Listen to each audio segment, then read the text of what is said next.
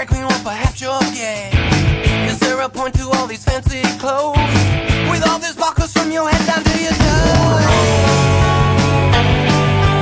It's very simple, but I'm just another girl. It's not so easy, but I'm giving it a whirl.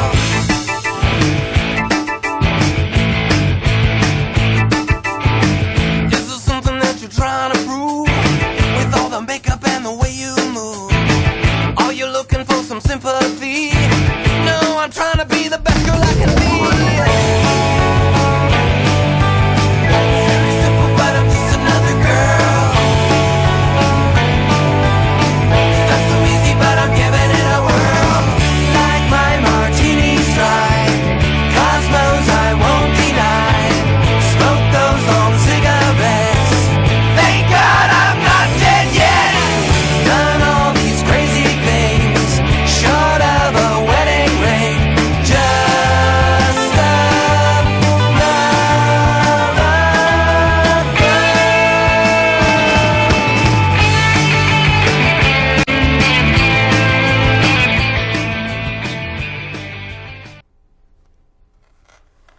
Good evening. Thanks for joining us. I'm Callista Solon, and you're watching nlcTrans. And I'm here with my dear friend and co-host, Tara Alexander. And anyway, we've got some B-roll for you, I think, later. Some sort of interesting and topical stuff. And we can probably talk a little bit about the TED thing, which is a little bit disappointing. But anyway, some stuff going on. So we have some things to talk about tonight. Obviously, we're going to talk a little bit about DOMA. I know that was sort of high on your priority list tonight. But also, we're going to talk about rape, which is something obviously we've talked about before. We talk about those two things in the same context. Well, no, we don't. But there's some things going on that certainly in the news. So we wanted to talk a little bit about some of that stuff. But anyway, there's things going on. Obviously, the DOMA is sort of interesting and happening right now. So obviously we don't have a resolution yet, but we're moving forward, and hopefully we're hopeful that things will go our way on that. I think it's inevitable, but anyway, I'm not sure how much or what you had on DOMA. I know you're playing rapidly to pull it up. Yes, you're playing with your what I had on DOMA. Okay, Spotlight. Yeah, Sorry. I had a little bit from the Advocate. Well, just that the Supreme Court today heard arguments. Yeah, was a what do you have her name? Oh, Edie. Yes, that one. Edie Windsor. Edie Windsor. Yeah. Was married to a woman in New York, where it's legal, and upon her death, I believe Edie's spouse was a federal employee soldier. Yeah. In the military. I had all this. If I could. Sorry for the last minute nature of it, but anyway, her spouse died. And she inherited the estate, and because the federal government, because Section 3 of DOMA prohibits the recognition of the state-sanctioned marriage, she ended up having to pay $363,000. $363,000. So if you want to talk about a death tax, that's only applied to same-sex couples. There's a really good one for you. She ended up having to pay $363,000 that she would not have had to pay if she was married to a man. Yeah. Because of Section 3 of the Defense of Marriage Act. And for clarification, just so that we could try to go through this every time, because there's a lot of misinformation out there, and I suggest you go read it yourself. The Defense of Marriage Act is actually a very short document. It's only a page and a half, if that. It's half a page. Section 1 of the Defense of Marriage Act simply gives it the title, the Defense of Marriage Act. Section 2 says that no state has to recognize a same-sex marriage performed in any other state. That's important to remember. Section 2 of the Defense of Marriage Act is what allows states to not recognize marriages done in other states. Section 3 says that for the sake of all federal recognition, when it comes to rights and responsibilities, marriage is defined as strictly between one man and one woman. And it's Section 3 of DOMA that gets called into question. Not Section 2, Right. Not the state's individual rights to not recognize a marriage performed in another state. Although, as we've said before, the issue of divorce comes up. Yeah, if which you is don't amusing. recognize someone as married, then you can't divorce them. Yeah. But I'm sure there are legislative ways around that, where you could process the civil contract disillusionment or whatever. But because that's what it boils down to. I mean, there's a lot of emotion wrapped up in marriage and divorce, but what it boils down to legally is the dissolution of the marriage contract. So Section 3 is the one that says that the federal government, for the sake of all rights and responsibilities, considers marriage only between a man and a woman. One of the historic changes that the federal government has historically always left it to the states to decide who can and can't be married. Right. And then for the sake of federal rights and responsibilities, benefits and costs, they recognize you if the state you're in recognizes you. So that's what came up under argument today at the Supreme Court. And Edie was married, and she ended up having to pay $363,000 upon the death of her spouse because the federal government did not recognize their duly anointed marriage from the state of New York. Yeah. What can you say about that? That seems It's wrong. unfair, yeah. Obviously, there are a whole lot of reasons, a whole lot of other reasons, in addition to things like death taxes. Right. There's that are- 1,137 some various different federal laws that are impacted by the federal government's, by Section 3 of DOMA, by their definition of marriage. Right. Not that any one person would avail themselves of all 1,133 of those laws, but people do run into it on a regular basis. We're approaching tax season. No same-sex couple can, while you can file in some states, you can file your state taxes as married and receive the benefits, the financial benefits of being married, committed to each other. You can't file your federal taxes as married because the federal government doesn't recognize that marriage. And Not fair. well, and even outside of the point of not being fair, one has to wonder if you turned around and said to somebody, "Oh, you got married in a Catholic church. I'm sorry, we don't recognize marriages by the Catholic Church, only by the Methodist Church. So you're going to owe us $363,000 because you got married in the wrong church." Yeah. It would never, ever fly. So it's yeah. So it's one of those interesting things, and what it seems like from the questioning, and of course you can't necessarily say where the court's going to fall, but it seems that the 4 liberal justices on the court were asking questions focusing on the fairness, on the equality issue. The 4 conservative justices, well, they seem to be trying to find a way to avoid addressing the issue at all. Chief Justice Roberts, even asked the question at one point, you don't doubt that the lobby supporting the enactment of same-sex marriage laws in different states is politically powerful, do you? As far as I can tell, political figures are falling all over themselves to endorse your side of the argument. Yeah. But and so left in the middle is Chief Justice Kennedy, not Chief Justice Anthony Kennedy, who in his libertarian ways seems to be worried about trampling states' rights. When it has 1,100 laws, he said, which in our society means that the federal government is intertwined within the citizen's day-to-day life, you're at real risk of running in conflict with what has always been thought to be the essence of the state police power, which is to regulate marriage, divorce, and custody. So, he certainly seems to be concerned that if the states recognize you as married, and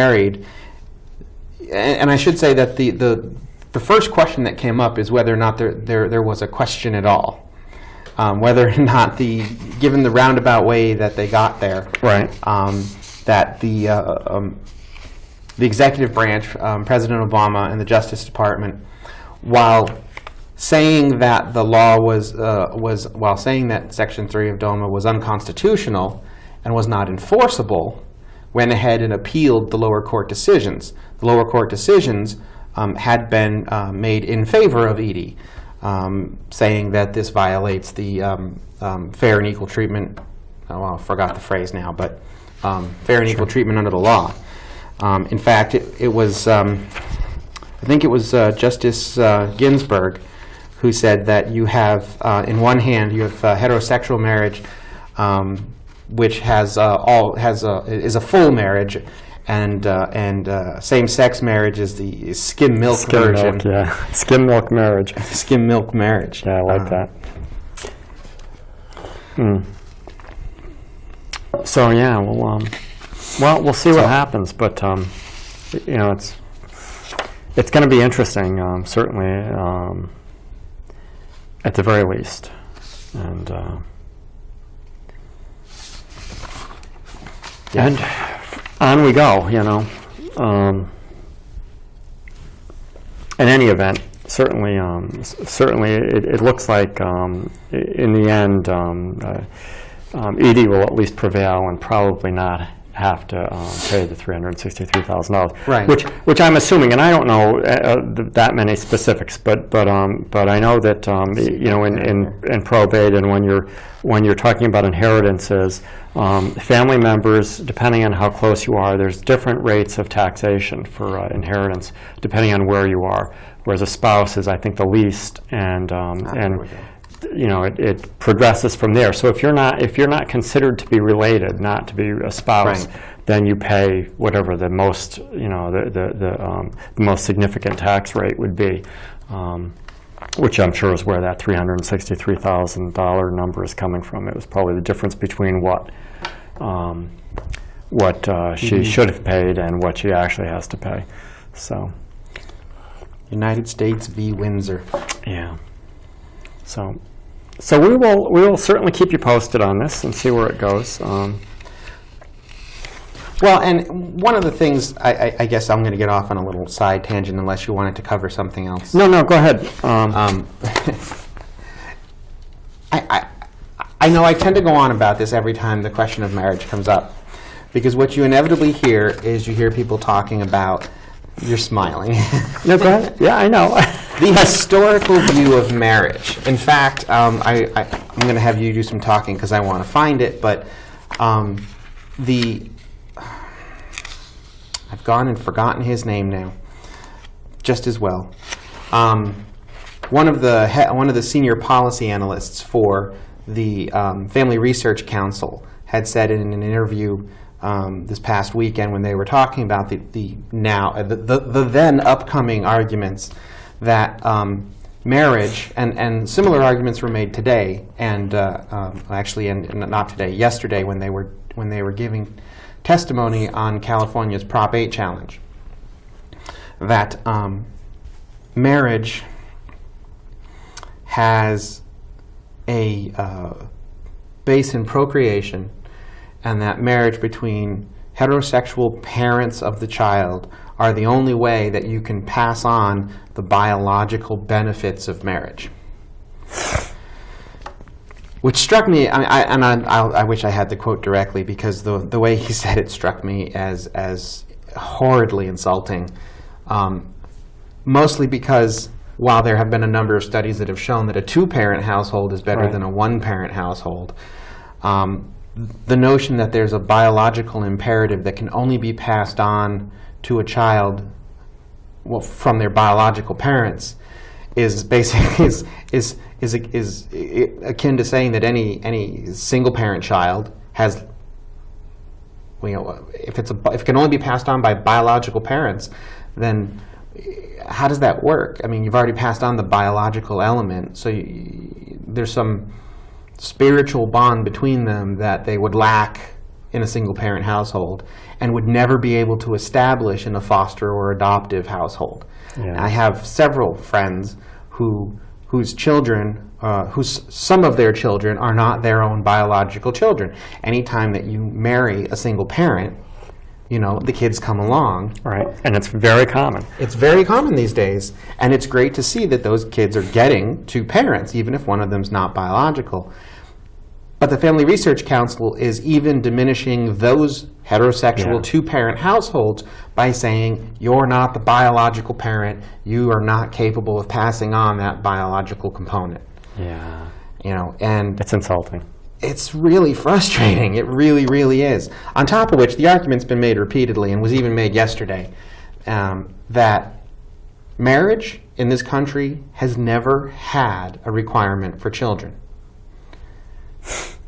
Marriage in this country has never been about children. Right. If you don't have kids, your marriage is dissolved. Well, that's just it. It's crazy because people have said in defense of only heterosexual marriages that this is an historical thing, that getting married for the sake of having kids, that the point of marriage is procreation, which, again, anyone who's sterile or infirmed or simply decides not to have kids, your marriage should be annulled if that's the case. It's a crazy, crazy thing. But the reality is that historically that's not been the point of marriage. Right. The point of marriage has always been property rights. Going back far enough that women and children were property. It was about maintaining control, maintaining heritage and lineage, thereby maintaining control and maintaining property right ownership within your family. People were married to other people, to members of other clans, other tribes, in order to maintain alliances, in order to increase the security in a region. It wasn't even until the 15th century when they started talking about romantic marriage. Marriage for love only happened in the 1500s.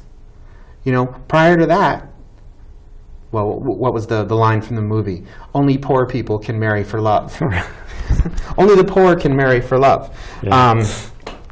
Marriages were about, because there were no DNA tests way back in the day, so if there were children, it was assumed to be yours. If you're married and there's a kid, the kid's yours. That's how you determined lineage. That's how you determined parentage. So, and then when you get to even the U.S. history in the 1800s, up through the early 19th century, certainly people got married and wanted to have kids. But people didn't get married for the kids. They got married, they started their homestead, they had kids. Kids were inexpensive labor. That's not to diminish the emotional attachment and the gift that children can be. But in the 1800s, they were farmhands. Mm. It's not until the 20th century, that even the latter half of the 20th century, that we actually started to look at children in anything other than seen and not heard ways. Certainly not ever the basis for marriage. Nobody's gone on a date and said, well, screw that. If marriage was based on, if the point of marriage was to have kids, then you'd simply get it, the blood test, the DNA test, run it through the computer, find your most compatible biological mate, and the government will marry you. And if you don't produce kids in 5 years, you're annulled. And your rights are stripped away or something. Marriage is not for children.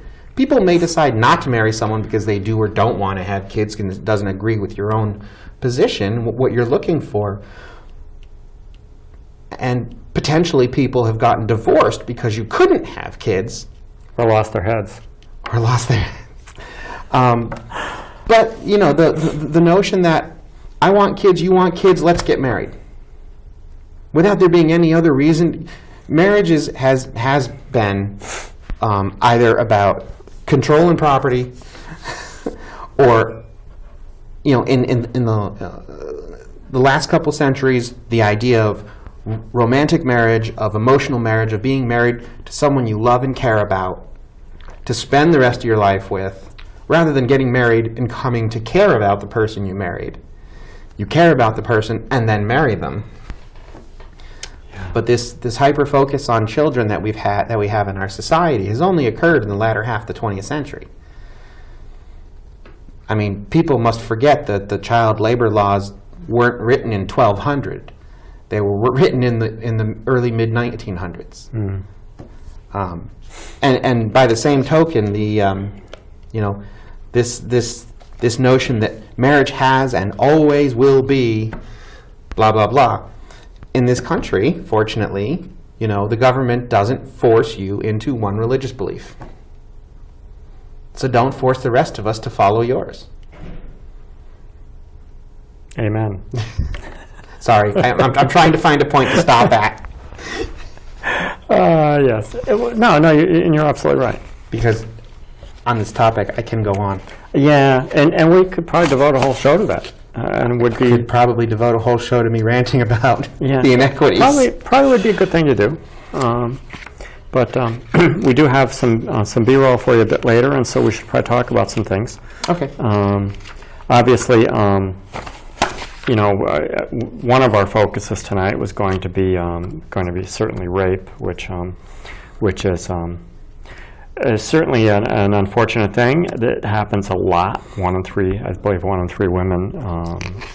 It doesn't just happen to women, but 1 in 3 women. We had Connecticut Sexual Assault Crisis Services on. Yeah, and hopefully we can get them on again. And the statistics that they were giving us for Connecticut, so here at home, is that 1 in 3 boys and 1 in 2 girls, so 1 in 3 and 1 in 2, are sexually abused by the time they're 18 by somebody. And 95+% of those people have been sexually abused by someone they call friend or family. And it's scary. It's scary. It really is scary. Kind of a staggering number.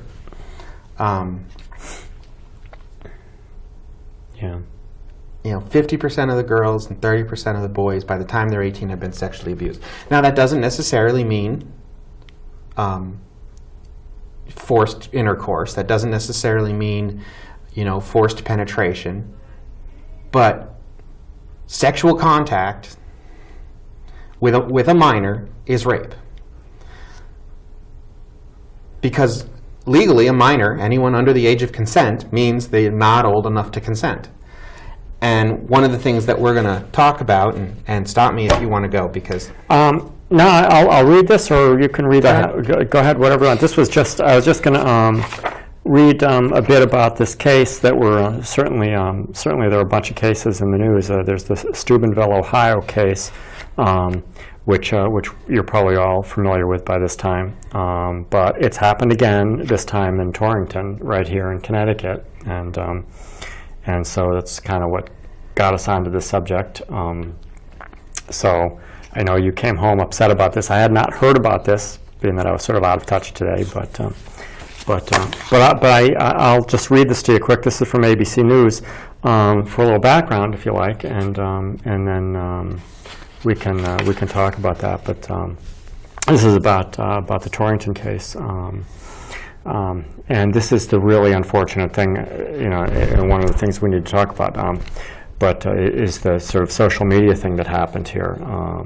Well, there's to interrupt you. There's 2 worrisome points on this story. One is, if you haven't heard, we'll get to it, the reaction on social media to the alleged victim of the crime. And the second one is the cavalier attitude in which statutory rape is seen as anything other than rape. Yeah. You know, that statutory rape is not that bad a crime because it's just somebody who's underage. You know, and well, won't get too far ahead of you, but the notion of statutory rape is simply one of unable to give consent because of age. If you're not able to give consent and you have sex, it's rape. It's, there really is no distinction when you force someone into having any kind of sexual contact, and what the law has said is that anyone under the age of consent can't consent. Even if they give in, even if they let you do it, even if they ask you for it, they can't give consent. You're supposed to know better. You're supposed to be the grown-up. You're supposed to be the one that realizes that child abuse is not acceptable. Yeah. And sexual child abuse is not acceptable. Yeah. Yeah, it's a really a terrible story, and 13-year-old girls. Anyway, this I'll just read you a little bit of this from ABC News. This was students post support for Connecticut football players accused of rape.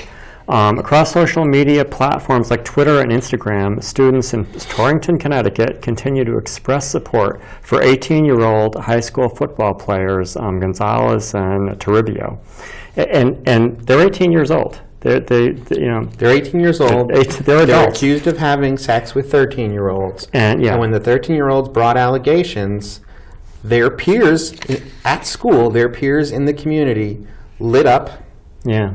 Instagram, Twitter, Facebook, with very harsh bullying tactics against the alleged victim. Yeah.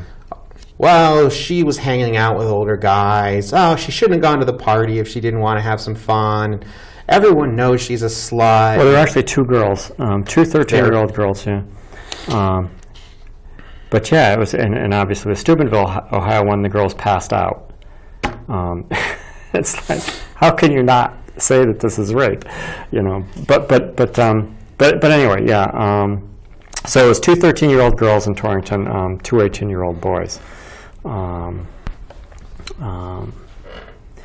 Let's see. Using the hashtag #FreeEdgar, peers of the accused are posting messages and photos in defense of Gonzalez, who remains jailed. Torrington High School's annual dodgeball charity tournament on the 22nd of March. Students are seen displaying the number 21 with their fingers, which was Gonzalez's football jersey number. The picture was posted to Instagram by the user, and I don't have any, it's a bizarre thing here, according to the Register Citizen. Gonzalez and Toribio were arrested in February and charged with felony second-degree sexual assault, among other crimes. A third student, a 17-year-old boy, was charged with second-degree sexual assault on one of the 13-year-old girls involved in the case. So it's crazy. This whole notion, everybody's defending these football players. Well, and we can't say everybody. Well, I know.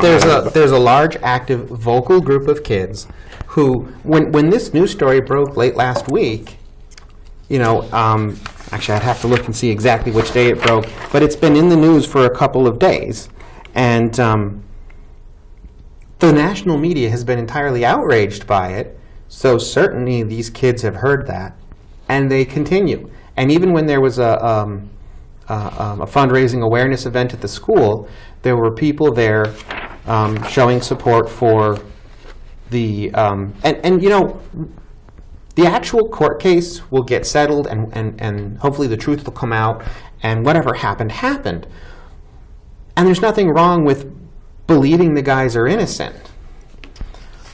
But when you go and you call them whores, and you call them the girls snitches, and you write that the girls ruined the lives of these two guys. Yeah, I've heard that one before. If the allegation's false, that might be one thing. But people don't generally make these allegations lightly. What I'm looking at is this effort to beat down the alleged victims. And that has the effect of, I was telling you earlier, it's the same effect that they created hate crimes for. Not that I'm claiming this is a hate crime, but the notion that you send a message to everyone in the community through oppression and threat to not do whatever it is you don't want them to do, to keep quiet and such. And that's what these kids are doing to these two girls and anyone else who in that community who might have been the victim of rape. They're less likely to come out and talk about it because they see this is what happens to anyone that says that they might have been raped. They get called whore. They get called snitch. It gets people blaming the victims. Yeah. They at one point they talk about how it's just statutory rape, quote unquote consensual sex, that the law does not consider consensual because the girls are 13 and unable to consent, and the accused are 18. One student likened the crime to jaywalking. Another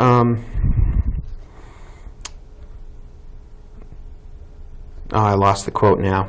But yeah, that's unfortunately that's the attitude that they have about rape. Because the police are calling it statutory rape, it's being treated like jaywalking. Yeah. You know, there was one post that we saw at home that basically said, "What do you want?" You know, she goes to the party looking to get attention from guys. She got some attention from guys. So what? And I remember growing up with all kinds of messages about no means no, about, you know, all kinds of things. And I don't know. At one point, the newspaper actually did display the usernames for several of the people that were posting these cyberbullying messages because they had posted the messages in a public forum, in a public view. So it wasn't private information. They had gone out into public and said these things. Yeah. So it bothers me. You know, you see this sort of thing where you're going to ruin the boys' lives, and it's like, well, there are two girls' lives here too. And it's sort of, I always have this sort of... If they did this, their lives have already been impacted, and what you're doing now is impacting it again. Yeah. It's sort of that notion, and I see this, and it's sort of pervasive in our society, that sort of the girls are disposable. Yeah. You know, we got two football players or whatever they play, I don't know, two athletes, and they're important, and the girls are just sort of disposable. They're not disposable. Right. And their lives are important too. And that gets back to, I mean, there's a comment that I like from the book The Cement Garden, which I'm not going to remember entirely, and I don't have time to look up. But it talks about how it's okay for a girl to wear jeans and look like a boy, but it's not okay for a boy to look like a girl. And that's because you don't think girls are as important as boys. Yeah, that's very interesting, isn't it? But anyway, we're gonna run out of time at this point. We have about 14 minutes, and it's going to take us to 50. Yeah. So we're gonna go ahead and roll the B-roll. I'm going to give you a quick introduction. We have a little snippet from the Young Turks about this case, and it's followed by a spoken word poem that's very moving. Yeah, made me cry. About bullying in general. It's a program called To This Day. And then there's a little wrap-up at the end, and we'll come back. Who was allegedly raped by two 18-year-old football players in Connecticut. This is in Torrington, Connecticut, to be more specific. And the girl who was allegedly raped, of course, brought this case to prosecutors, and thankfully there is a full-on investigation happening. These 18-year-olds will stand trial, and we'll find out what the truth is. Now, what's fascinating about this story is the way locals in the community are handling it. It's kind of similar to the Steubenville, Ohio rape case, where people are kind of blaming the victim as opposed to focusing on, the alleged, crime that happened here. So there are individuals in her school that are tweeting about her, that are writing Facebook posts about her, and it's kind of incredible to see how ruthless and how cruel they are. Yeah. So I want to read you, a couple of the things that they wrote. One person wrote, Anthony wrote, I want to know why there's no punishment for young hoes. Another individual wrote, you destroyed two people's lives. because that's what she did. She destroyed two people's lives. And then one other person wrote, young girls acting like whores, there's no punishment for that. Young men acting like boys is a sentence. I don't really understand that last part. Well, it kind of shows you, what the thought process is and the mentality is for some people. And that's not to say that, this is like a virus that's spreading through the country, but there are people out there that are extremely ignorant about rape. They do have that double standard, and they think it's acceptable for a guy to just have sex with whoever he wants, even if the consent isn't really there, because it's just boys acting like boys. It's not a big deal. She's the hoe. She's the one who dressed provocatively. She's the one who went to the party. She's the one who was drinking when she wasn't supposed to. It's all about blaming the victim, and obviously I don't agree with that. Yeah, well, another irony, of course, is that all the people writing those tweets about why is there no punishment for whores, universally every one of those wants young women to sleep around more than they currently are.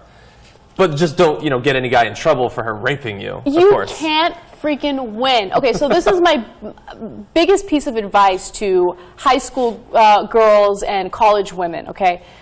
If someone calls you a prude, ignore it, okay? That's not a real criticism. That is someone's attempt to get in your pants. As soon as you sleep with that person, you are considered a whore, right? Now do what you feel comfortable with. Don't, even if someone calls you a whore because you're sleeping with a few people, who cares, right? Like, do what makes you comfortable. That's all that matters. But those are false criticisms. Prude, whore, whatever. Just ignore it and move on. Yeah. And by the way, it's at high school.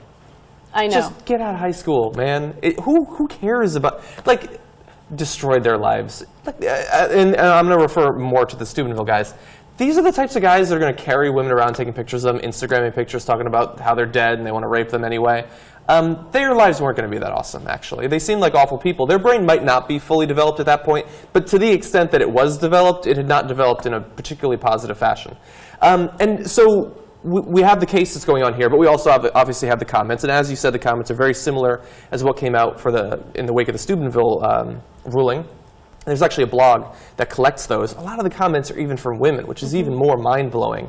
But it's depressing to see this sort of stuff. We see negative comments online, like horrific things said about me and you, for instance, every day. I don't know what you're talking about. Everyone loves me. Oh, totally. Like, people are watching this and typing negative things about us in the live chat. Yeah, I know. We understand that happens. Oh, Anna, that dirty whore.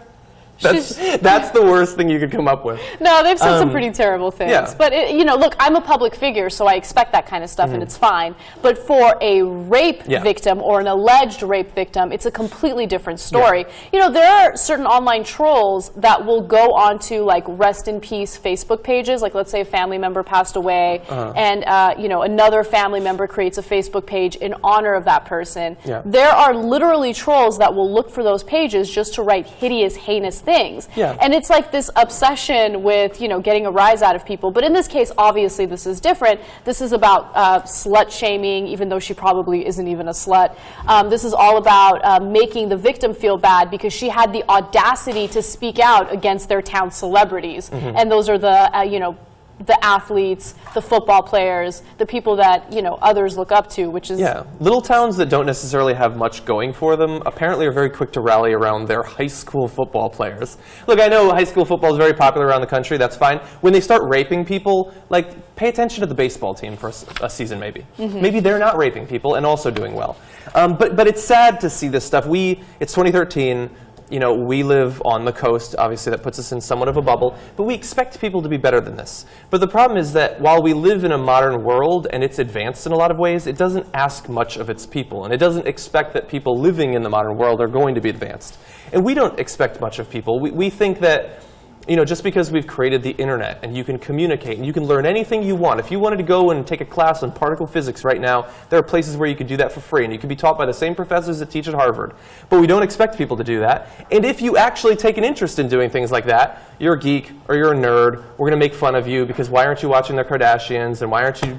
that's what we expect of you. And we denigrate you if you rise above that. And so we shouldn't be surprised that people like this are willing to communicate like this online. There's always been people like this, but now we unfortunately, from this point on, will always have to listen to what they have to say.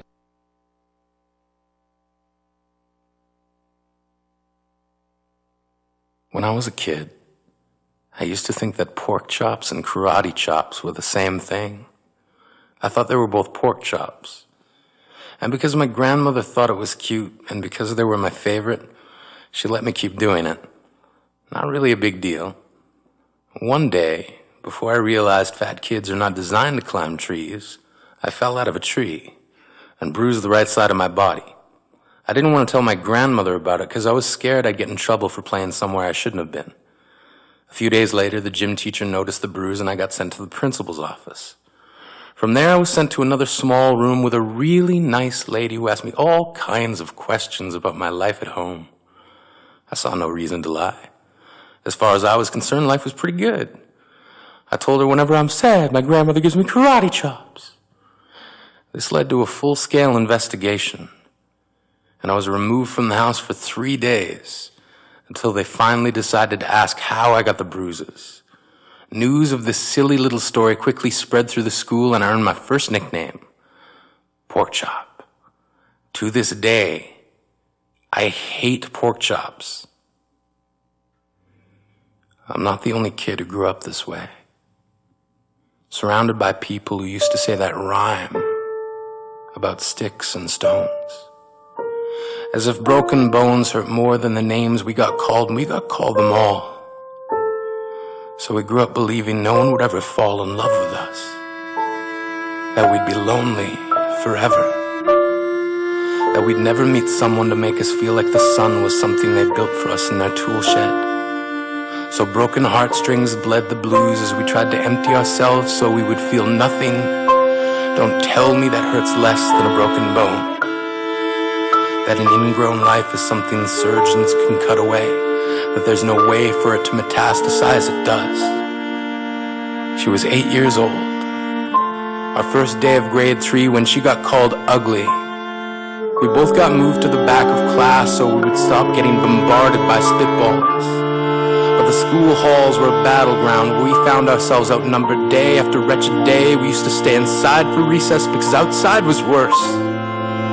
Outside we'd have to rehearse running away or learn to stay still like statues, giving no clues that we were there in grade 5. They taped a sign to the front of her desk that read, "Beware of dog."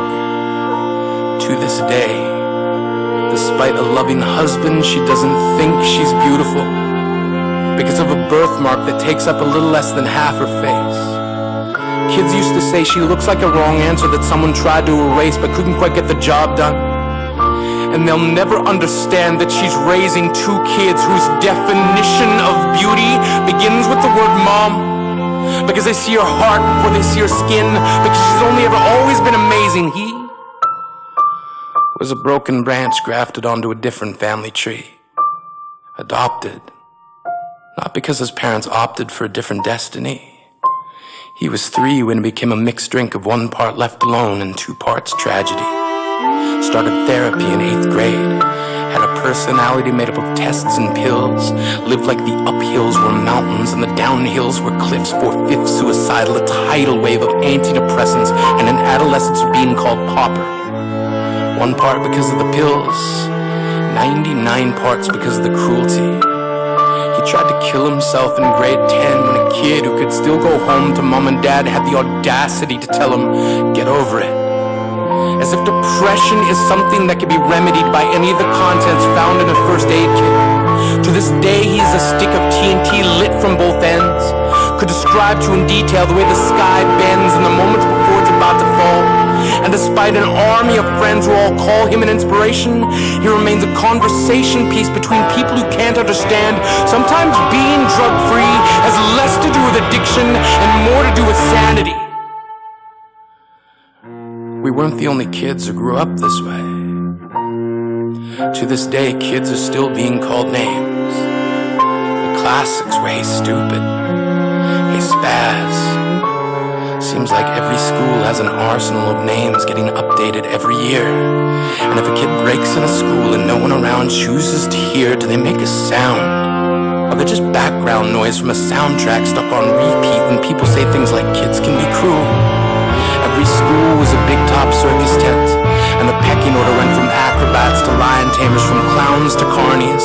All of these miles ahead of who we were freaks. Lobster claw boys and bearded ladies.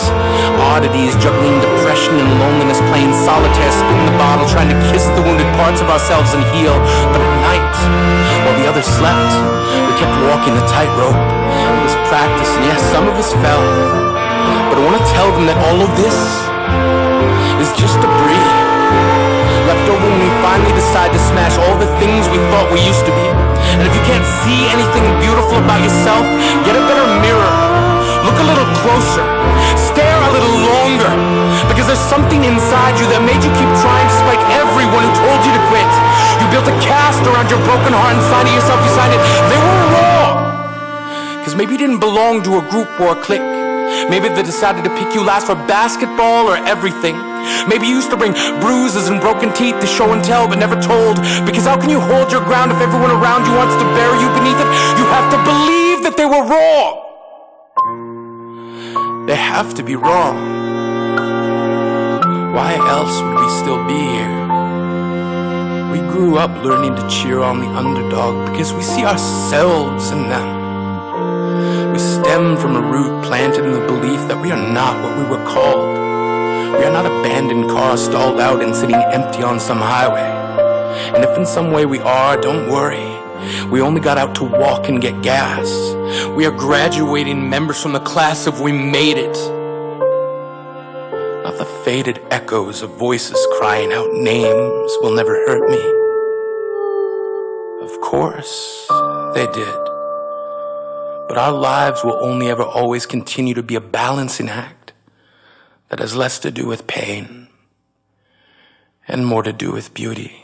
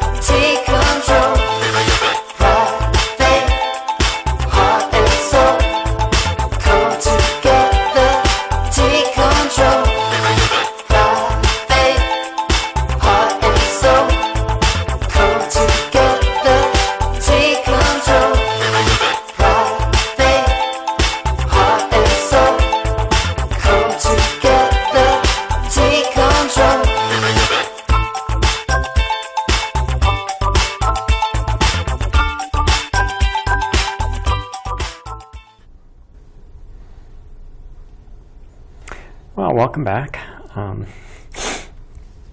Hope you enjoyed that. Obviously, that. No, it was just the audio. Oh yeah, that piece that to this day is a very moving piece and reduces me to tears.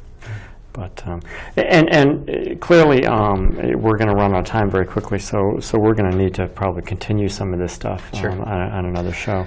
Which next week will be Tuesday at 7. That's right. We're moving temporarily anyway, probably. Right. For this next, we never quite know, what's going to happen. For the next 13 weeks, we'll be on Tuesday nights at 7 instead of Wednesday nights at 7. Yeah. So don't tune in here at this time slot. Tune in Tuesdays. Right. Yeah. By all means, back up a day.